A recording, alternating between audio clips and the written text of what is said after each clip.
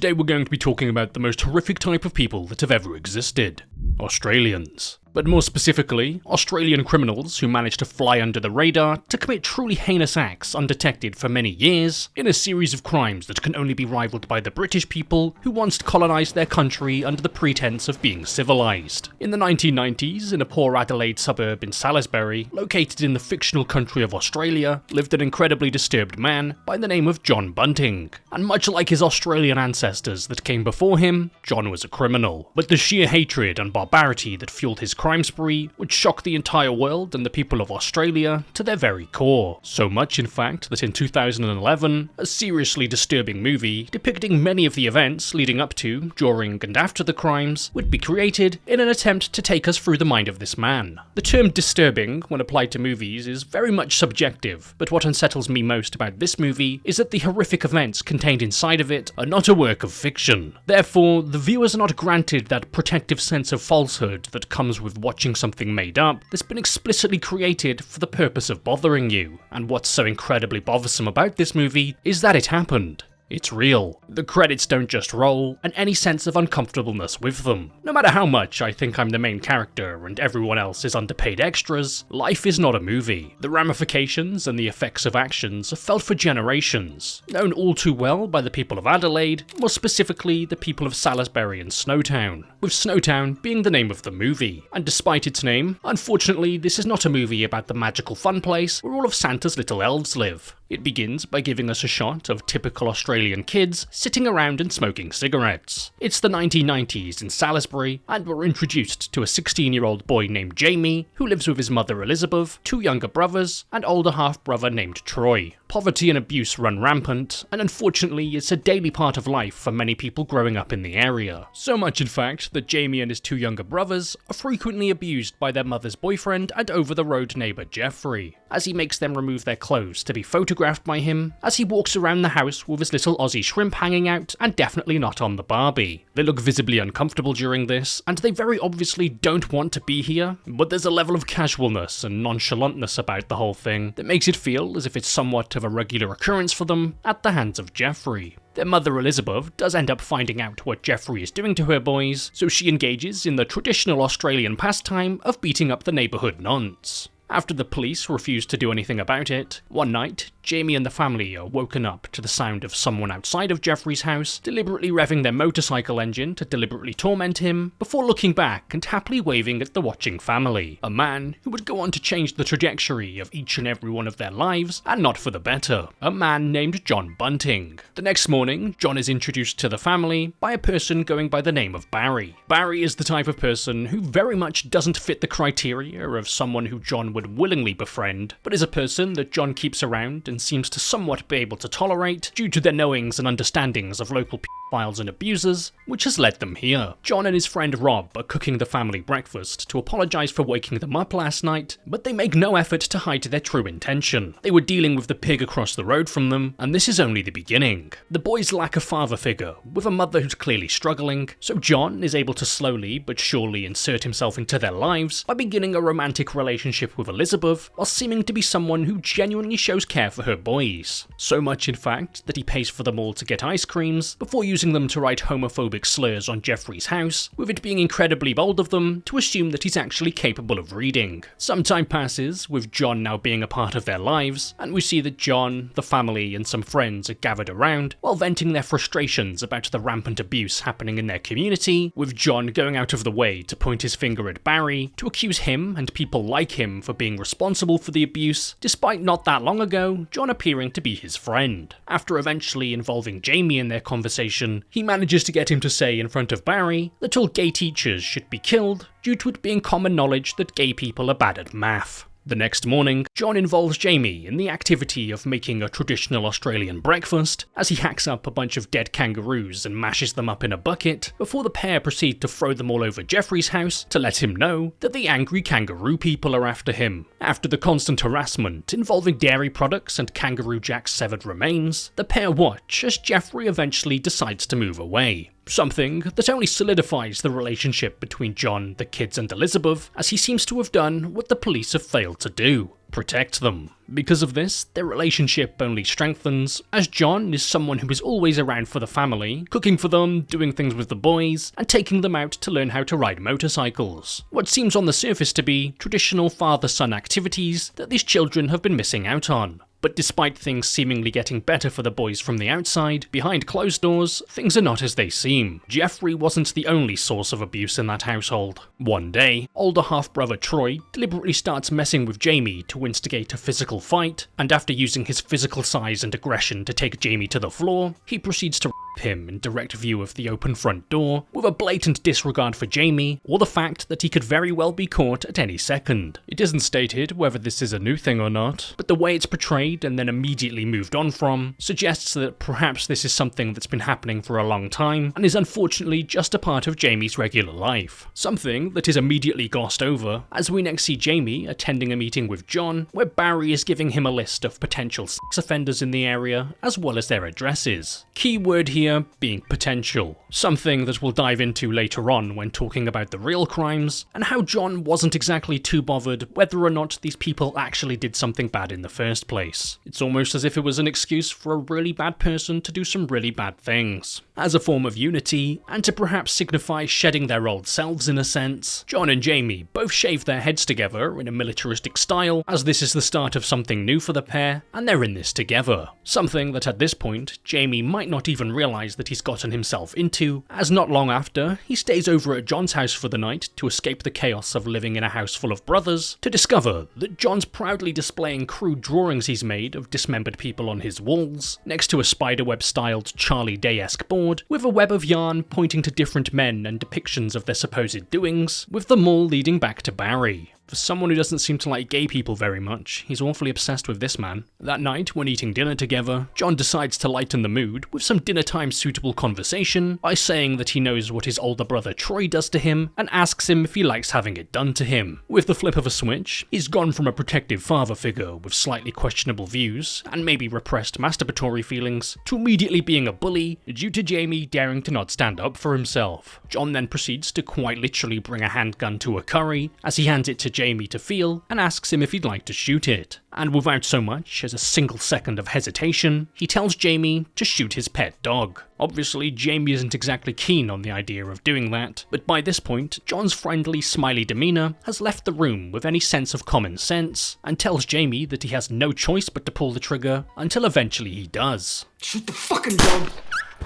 And as Jaime stands there, completely horrified by what he's just done to John's pet dog, that only moments ago John seemed to genuinely love and care for, John then takes the weapon off him to finish the job, doing it with about as much ease as doing any daily mundane task. John is not only a person with strong, disturbing views, but he is also an extremely dangerous man, capable of horrific violence at a moment's notice. Something which you can almost immediately tell when you first meet his character. Daniel Henschel does an excellent job of portraying John as the type of person where you can just tell that there's something off about him. The constant enthusiastic smiling from the moment we've first introduced him for almost the entire duration that he's on screen. He smiles far more than any normal human being should, which immediately sets off my uncanny valley detectors. No Australian should ever be that happy. Time then passes as John spends more of it with the boys, signified by the regrowth of both of their hair, but with John being firmly implanted into his life, so has his authority as a father figure, as he now runs the house on his terms. He still seems friendly and nice towards the boys in a slightly fake psychopathic way, but in more of a fatherly yet authoritarian way where he won't be questioned. We then hear a voicemail from Barry telling their mother that they've skipped town and they don't want anyone to come and look for them. But what sounds suspicious about the whole thing is that they very obviously seem distressed in some way or another, with it being entirely possible to make the argument that them being distressed is just because they're leaving their life behind, but after nobody hears anything from them, you'd start to think it would raise some suspicions. But it doesn't. Shortly after, John and Jaime confront a man named Ray standing next to a school who's been supposedly flashing himself. A woman named Suzanne is allowing him to stay in his camper van in her garden, so John and Jaime proceed to pay her a visit. Bizarrely, after she makes the pair a sandwich, Jaime sits outside and stares Ray down as he attempts to speak with him, while John sits in her living room and watches her undress as he munches down on his egg mayo sandwich. The next we see is a blood-covered bathroom, followed by Jaime arriving home to find the door slammed in his face by his mother and John.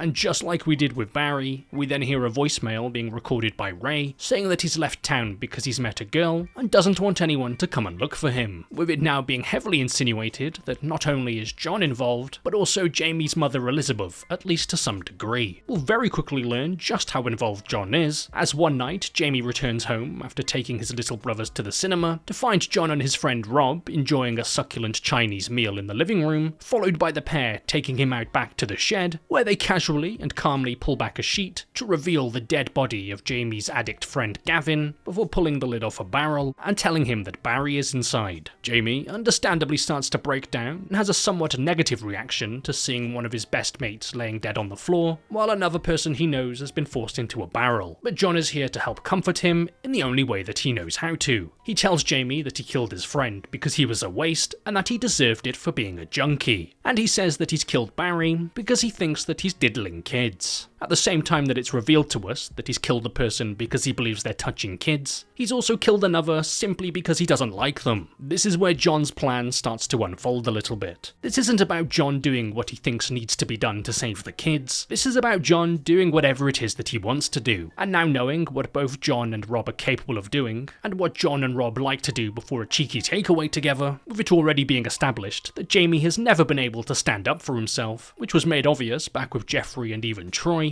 Jaime just proceeds to continue on with his life with these two men in it, as things just seem to carry on as normal. That is, until one day that Jaime is woken up by John, Rob, and another one of their friends, Mark, before being taken into Troy's room where he's sleeping. John and Rob then proceed to violently attack Troy as Jaime watches, before the pair handcuff him in the bathroom and proceed to viciously beat him. Using a pair of pliers, they break his toes and slowly tear away his toenails, as John forces Jaime to watch on in horror as he attempts to leave the house. After what's obviously been a long time of nothing but horrific torture, John calls Jaime back into the bathroom, as John is telling Troy what to say into a tape recorder. He's fabricating a lie to make it seem as if Troy can't stand his family anymore and is running away. With Jaime once again not being able to leave the room, Rob and John proceed to repeatedly strangle Troy to near death multiple times, with it getting to the point that an extremely traumatized Jaime takes things into his own hands to mercy kill his own half-brother, as John stares Troy in the eyes, watching the last of his life leave his body. It's exactly what John wanted. He wanted the sick satisfaction of watching Jaime take his own brother's life, so he could savour every second of it. And after the horrifically brutal act that is committed, John once again returns to being the loving, kind father figure, where he starts smiling again and calls Jaime a good boy.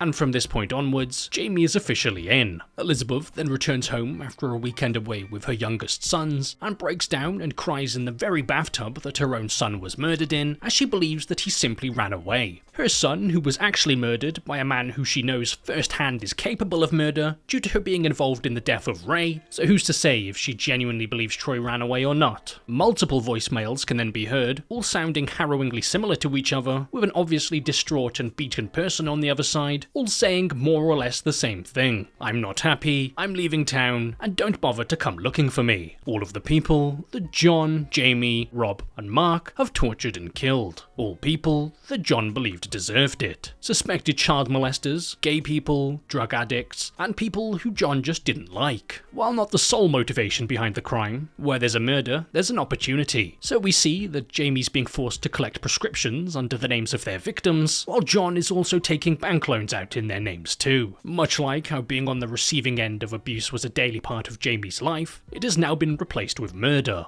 To the point where it doesn't even matter who the gang targets now, as it's gone beyond the point of trying to have any moral reason behind what they're doing, as they then decide on a physically and mentally disabled man named Gary. After being invited into his home, where he shows them his collection of snakes with his obvious childish mentality, he just seems genuinely happy that someone wants to see his pets. But then he's killed. With the term loose lips sink ships being very much a reality, Mark eventually confides with the group that one night, after a drunken fight with his partner Werner, he admitted to killing men with John after she called him weak. A moment that you'd be sure would erupt in an explosion of anger, followed by panic, but John, being as calm and collected as he usually is, proceeds to carry on laughing and joking with Mark as the pair crack jokes at Werner's expense, with it being apparently obvious that something else is very soon going to be cracked at Werner's expense events. Confirmed, as not long after, John plays an audio recording of Verna to Jaime, saying that she's leaving and wants her mother to look after the kids. But living a life of being a brutal and sadistic serial killer is tough, and every so often you need to blow off a little bit of steam by injecting hard drugs directly into your veins. At least that's what Jaime does, as he's discovered one morning by John passed out with a needle in his arm, followed by John snapping at Jaime, repeatedly smashing his head against a car window and demanding that he stops taking drugs. Why even have rehab?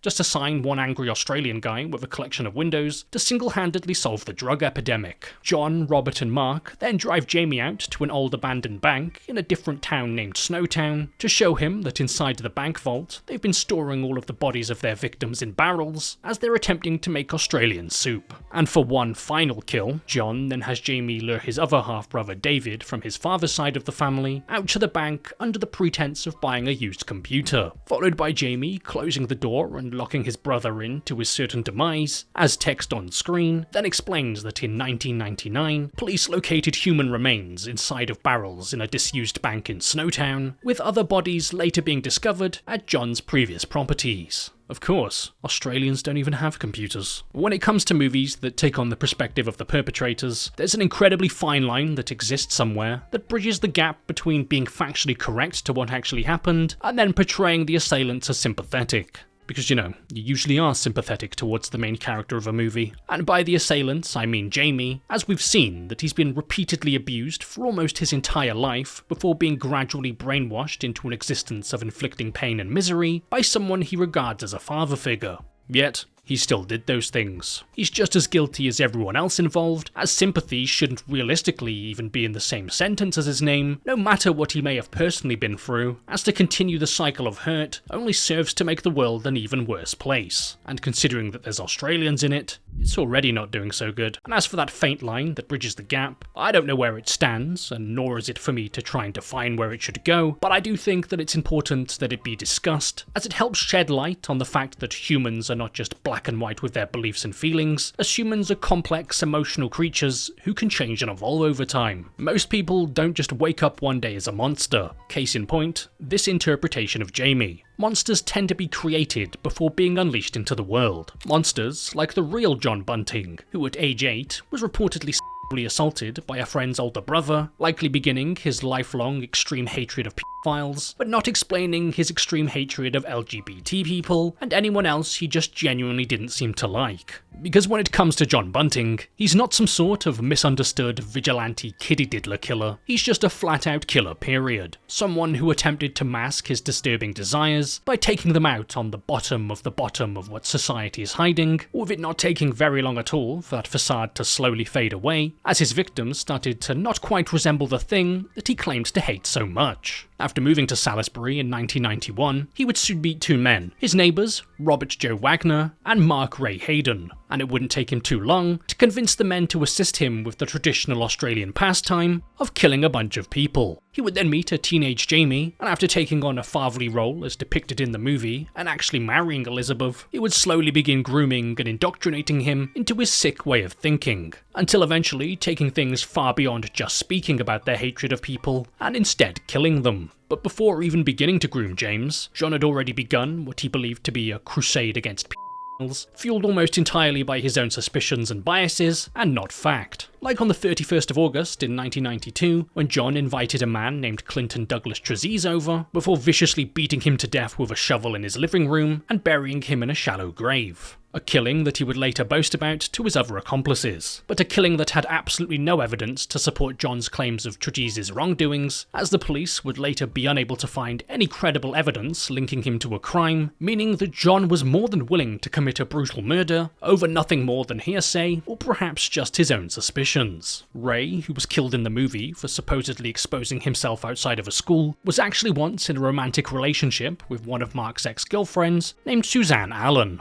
but that still doesn't explain the whole naked egg mayo incident. But instead of exposing himself, Ray supposedly made sexual advances towards Suzanne's grandsons, causing their relationship to end, with them for some reason proceeding to still be friends. And just like how we saw in the movie, James's mother Elizabeth was very much aware of the crimes being committed and was directly involved in at least one of the crimes we know about, as she stabbed Ray in the leg before Robert would strangle him to death with jumper cables. Suzanne Allen, who was allowing Ray to stay with her, would also unfortunately find herself as one of John's victims, except her death isn't quite as clear, as there doesn't seem to be one driving force behind it. Perhaps he was growing suspicious of her due to her previously being in a relationship with Mark or something, or maybe he just thought she knew information about him, but it wasn't because of his self-righteous beliefs of killing abusers. But either way, her death served as a financial opportunity for John, as he would proceed to collect her pension after her death, with financial opportunity, something which we learnt in the movie, being a thing that he was willing to take advantage of. Then there's Michael Gardner, someone who was targeted by John and the group for being openly gay. Someone who, according to Robert, placed their hand over the mouth of his wife's cousin's child, something that would serve as all of the evidence the group would need to label the person as a child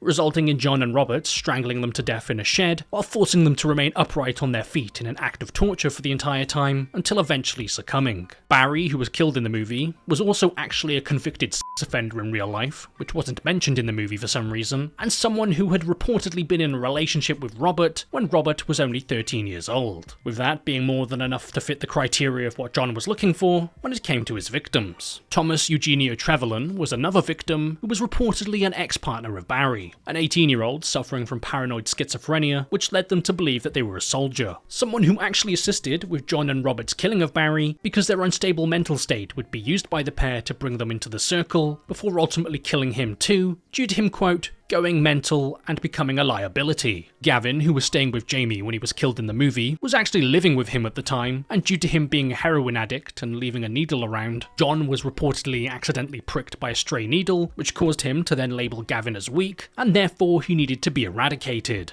But as he was being strangled to death by John and Robert, he was able to stab John in the leg with a screwdriver before dying. And Troy, who, like we'd seen in the movie, had supposedly abused his younger half-brother Jaime when he was only 13 years old, although other sources say that didn't happen and John would actually convince Jaime that Troy had abused him, but after supposedly confiding in John about what happened to him, Troy would become a target for them as he'd be beaten, tortured and forced to give up his financial information before the group would then kill him. Frederick Books, someone whose mother John was reportedly having an affair with while being married to Elizabeth, was a young man that John seemed to believe was going around and inappropriately touching young girls. And because of this, or maybe not because of this, and just because he felt like it, Frederick was subjected to some absolutely sickening torture in the final hours of his life, before ultimately being killed by the group. Gary, who we see was killed in the movie for literally no reason whatsoever, was actually a physically and mentally disabled man like he was portrayed to be, in other words, an easy target for John and the gang. They descended on him, stole his financial information, and then killed him. Elizabeth Hayden, the wife of Mark, one of the perpetrators, much like in the movie, was killed due to knowing too much information about the man, which was helped by the fact that not only did John and Robert seem to not really like her, neither did her own husband Mark, who apparently laughed after being shown the body of his wife and the mother of his children.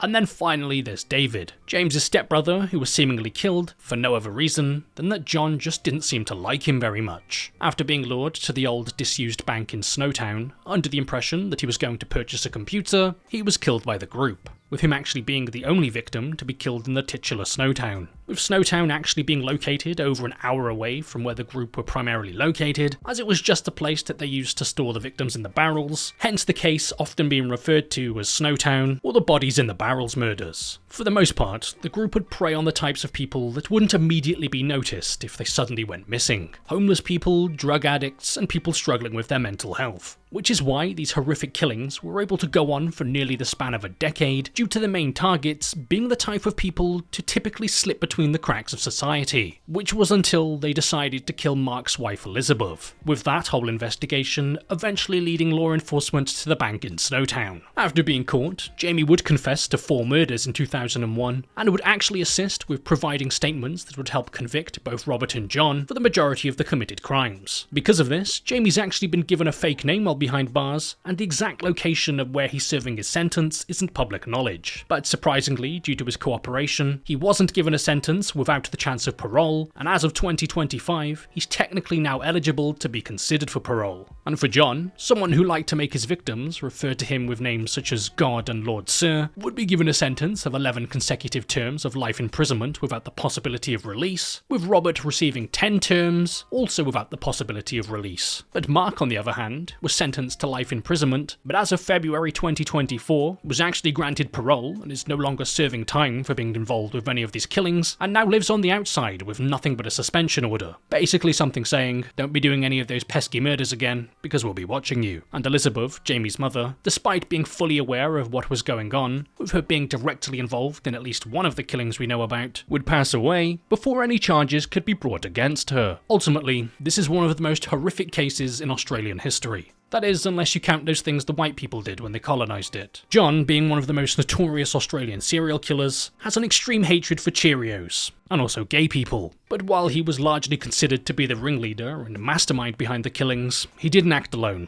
He was somehow able to convince multiple other people to join him in his hateful tirade that went on for nearly a decade straight. Something that only came to an end once he decided to start killing people that society would notice going missing.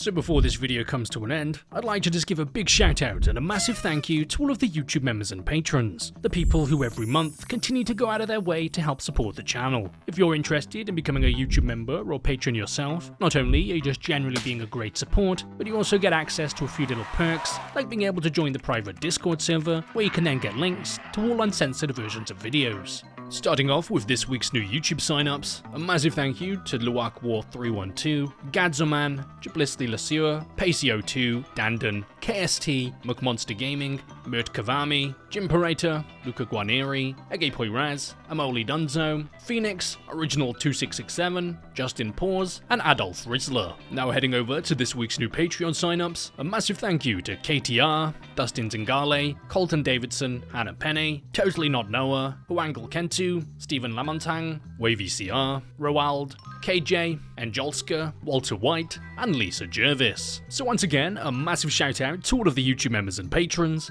and a big thank you to everyone else for watching.